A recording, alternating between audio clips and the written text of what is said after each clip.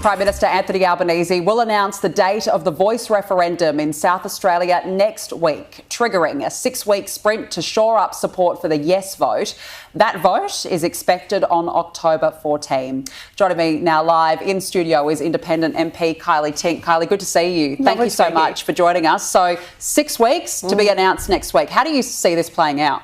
Well, I think it would be great to have a line of sight on a date because, importantly, what I'm hoping that will facilitate is getting politicians out of the way and actually letting the community have the conversation it wants to have in terms of how we move forward on this. Personally, I believe supporting the Voice is the right thing to do. You know, Australians are fundamentally being asked their opinion on 3 key things. Do we think First Nations people should be recognised in the Constitution? Yes or no? Do we think First Nations people, given the government can make laws for them, should have the right to be heard when those laws are being made? And then do we trust the government that then is in place in the day? Because ultimately the government of the day will decide how the Voice runs. And I think that's the piece of the debate to date that hasn't actually gotten out there. You know, it's really important that Australians feel comfortable with the idea that the government of the day will maintain supremacy over the Voice. They will dictate the shape, the look, the feel of it.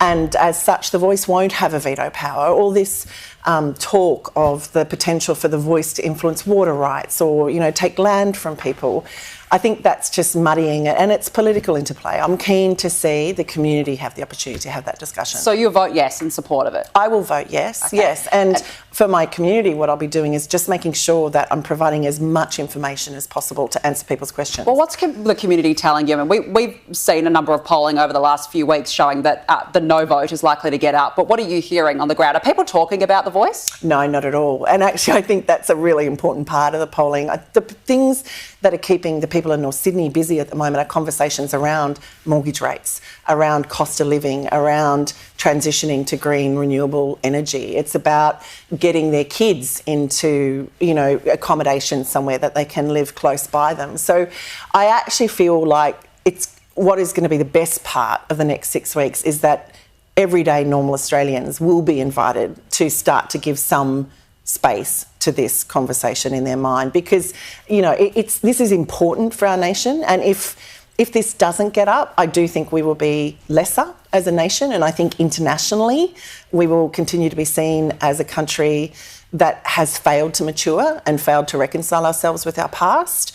But ultimately, that's not it's not keeping Australians awake at the moment. What's keeping Australians awake at the moment is the cost of living and how are they going to keep their families moving forward and their businesses operating really well. What happens if this does fail, though? The Prime Minister has admitted that it is a very big risk taking this to a vote itself.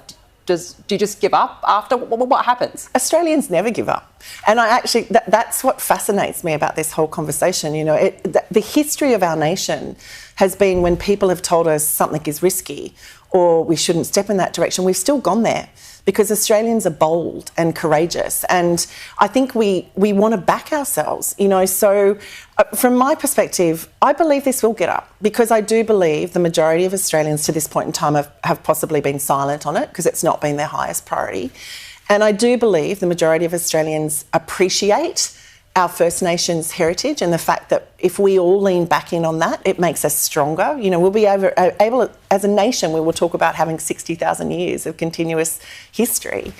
So I fundamentally believe that is what is required of our nation at the moment. If we don't go there, as I said, I think the rest of the world would look at us and kind of raise their arms in the air and go, yeah, this is still a really immature country that is unable to reconcile itself with its past and move forward. All right, well, October 14 is set to be the date.